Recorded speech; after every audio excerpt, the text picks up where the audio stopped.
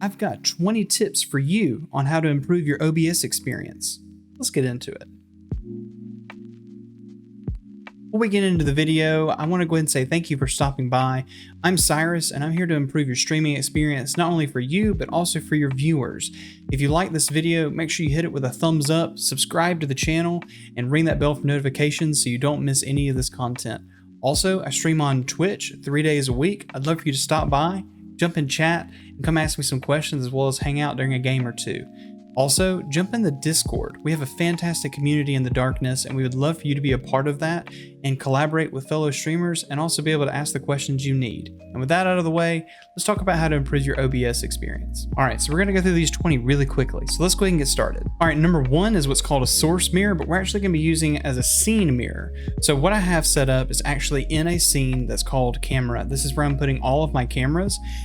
Sorry about the video lag that you're gonna see between that and the video. But what I have is actually my webcam, as well as I use my phone as a webcam sometimes, and I put them here as well as all the filters and adjustments that I want on them, so I don't have to make them later. So back on my live screen, I can add a source and choose source mirror. I'm going to name this webcam scene. And under here, you can actually not only choose sources, but you can also choose the scene. So if I scroll to the bottom, you're going to see it. There's mine, it's cam scene, and you're going to see where I was at earlier. Any of my settings that I had on that will now be there. And now on any of my other scenes, I can now add this source to be a part of my overlay or stream. Number two is an easy one. It's actually hiding audio faders. So on the left, I just added that webcam scene. I can actually hide this fader so it doesn't take up space by right-clicking it and choosing hide. If I want to get it back, I can right-click and unhide all, and it'll pull everything that I've previously hidden before. Number three is an easy one. While we're on the conversation of faders, you can actually turn them vertical, which might help for some of your setups. You can right-click anywhere within the audio mixer and choose vertical layout, and now they're vertical. Make it clean. Number four is if your audio and your video don't line up for your webcam, you can actually add a delay. So by right-clicking onto your source, you can go to filter, and then you can choose under the audio video filters by adding a video delay or async. You can actually push the video out and delay so that it lines up with your audio.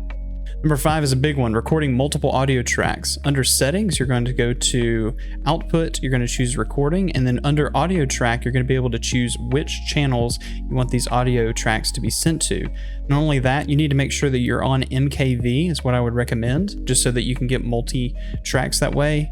Once that's done, you want to make sure that those are set up. So I'm going to go to a live scene, and by clicking advanced auto properties, you're going to see all of the live audio sources, and you can choose where those tracks are routed. You can see that I've actually got my game going to 5, my microphone going to 4, and I've got party chat going to 6. So I'm able to split out all the three of those things for my recordings and push those forward. All right, number 6 is a group. This can be really useful if you want to move around a whole bunch of sources and other scenes, but also to clean up your source list a little bit. So what you can use here is, for example, I have a group that's got all of my audios in it. I've made a whole bunch of sources, and I can actually put them in one single grouping here. You can also do this if you want to group your webcam as well as maybe an overlay that's on top of it and be able to hide them. To be able to make a group, all you do is click the plus button, click group, and then name it. I'm just going to call this one group 3.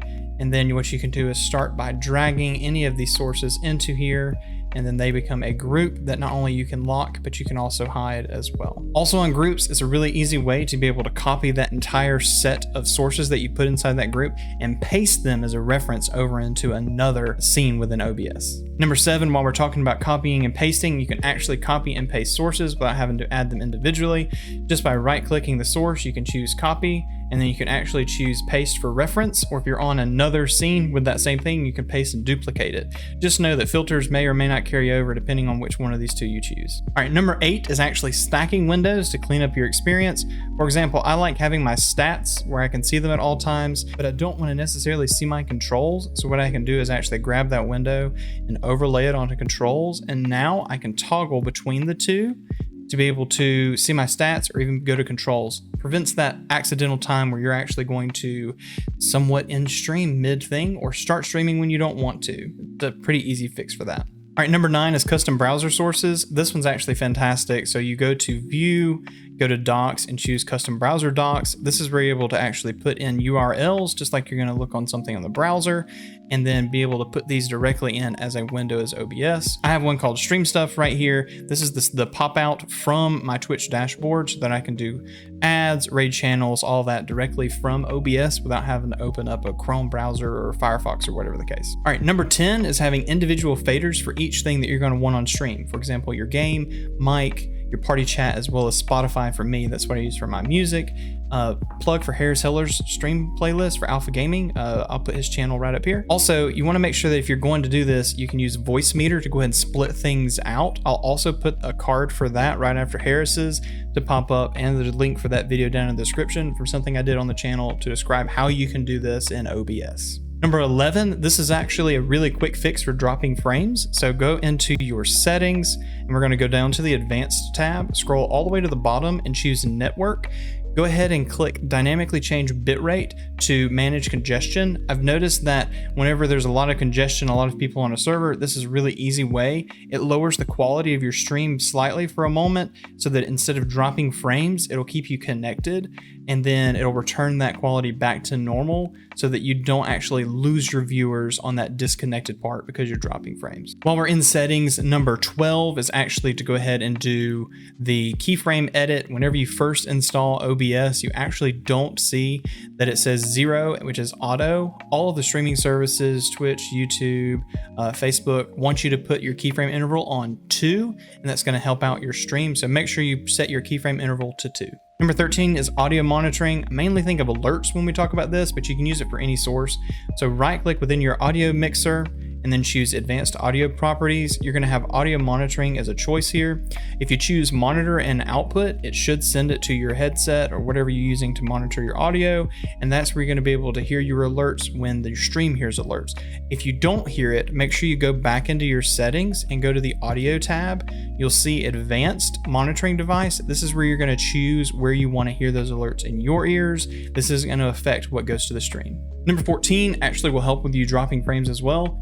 Make sure whenever you launch OBS that you right click it and choose Run as Administrator so that Windows prioritizes it over your game, keeping your connection to whatever streaming service you're doing.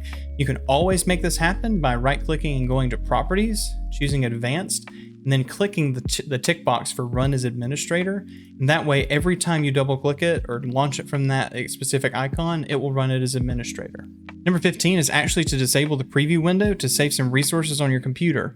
Right click the preview and actually choose enable preview, and it'll cut down on some CPU and GPU usage from OBS. All right, number 16 is if you've forgotten to lock any of your sources, this is what's going to be like an overall lock. You right click the preview window and choose lock preview. Regardless of whether or not you've locked sources, you will not be able to move anything while this is locked. This will save you during your stream as well as during recording from accidental moves of your sources. Number 17 is audio ducking. This is when one of your sources, like your microphone, will actually change the volume of another source actively. So for example, like Spotify, if you have your music and you want it to actually decrease in volume whenever you're speaking so that your audience can hear you, this is how you do it. So first, you want to right click the source and go to filters. You're going to add a compressor, and you're actually going to change the ducking source to your microphone for this example.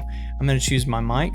I'm going to change some of these settings up here. I'm going to move my ratio up above the 20s. The threshold, this is where you actually want to show how much ducking is actually happening.